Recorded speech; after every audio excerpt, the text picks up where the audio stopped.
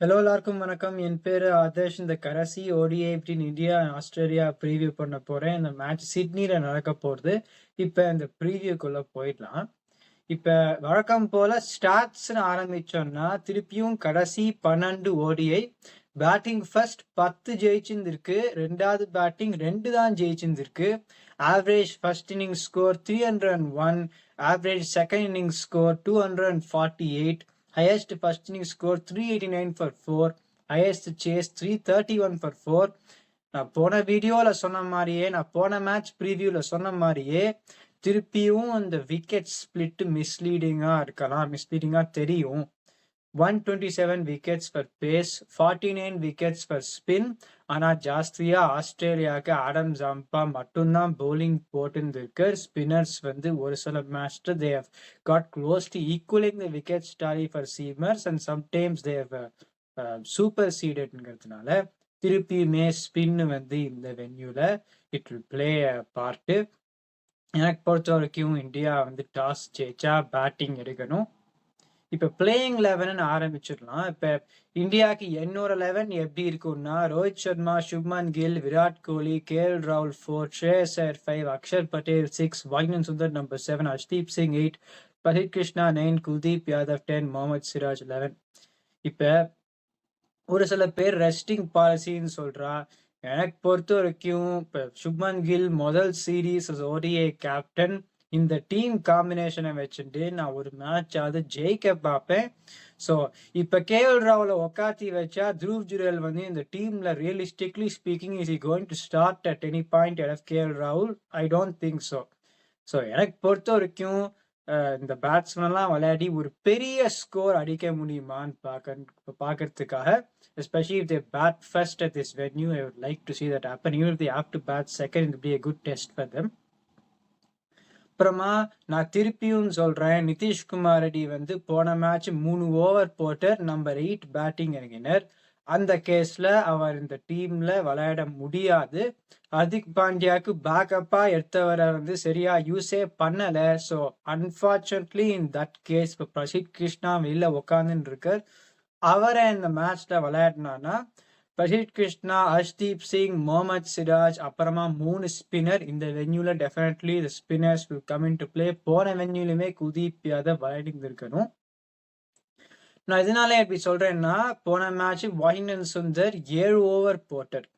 இப்ப ஒருவேளை if they are thinking they want to rest இப்ப முகமது சிராஜை ரெஸ்ட் பண்ணணும்னு ஒருவேளை நினைச்சா, Nitish Kumar Reddy if he plays ahead of him இன்னும் பவுலிங் கொடுக்கணும்.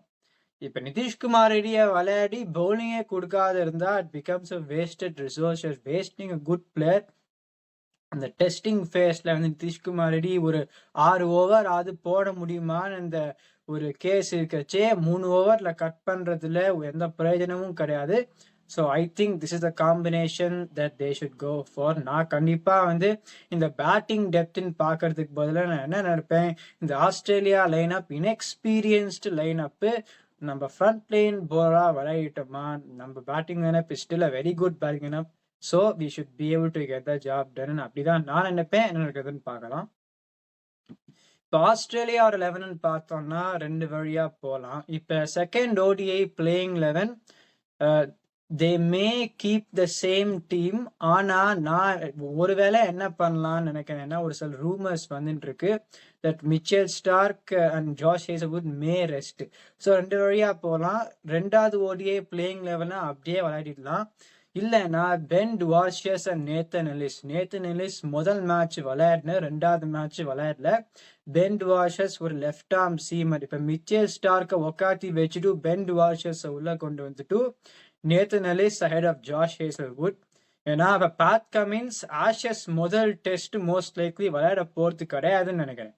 So Mitchell Starc, Josh Hazlewood, அப்ப 2 பேருக்கும் யாராவது ஒருத்தருக்கு இன்ஜுரி வந்தா suddenly they have to look to the depth of the seamers. அது எப்படி அமைய போறதுன்னு தெரியல.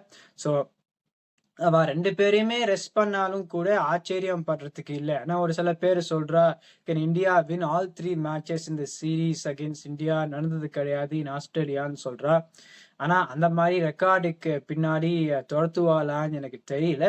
ஸோ அதனால தான் maybe they might go with second combination. Jack எட்வர்ட்ஸ்ன்னு ஒரு ஃபாஸ்ட் பவுலிங் ஆல்ரவுண்டர் எடுத்துன்னு வந்திருக்கா. ஆனால் இருக்கிறதுலே நேத்தன் எலிஸ் அண்ட் பென்ட் வாஷஸ் இருக்கிறச்சே may not get chance to play என்னக்கிறதுன்னு பார்க்கலாம். ஸோ இந்த மாதிரி டீம் தான் அவ போவான்னு நினைக்கிறேன். திருப்பியும் Marnus Labuschagne I think they keep on the bench. இப்போ அலெக்ஸ் கேரியை வந்து நான் உண்மையாக சொல்லணும்னா நான் இந்த சீரீஸ்க்கே நான் ஜாஷ் வில்லியப்பே தான் விளையாடி இருந்திருப்பேன். ஆனால் இப்போ அலெக்ஸ் கேரி ஒரு மேட்ச் விளையாடிட்டு உக்காத்தி வைக்கிற கேஸ்னா அது பிரயோஜனமே கிடையாது. Bringing means I think they may continue Alex Carey for this match.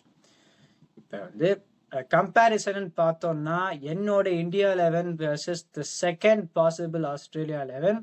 Opening batsman still ஏச்சே ரோஹித் சர்மா போன மேட்ச் ஒமர்னா விளையாடினார். Shubman Gill is a class player. கன்சிஸ்டன்சின்னு பார்த்தோம்னா Australia openers Mitchell Marsh been doing okay. Travis Head வந்து இங்கேயும் அங்கேயும் ஆனாலுமே கன்சிஸ்டன்சினா still say India openers take the edge.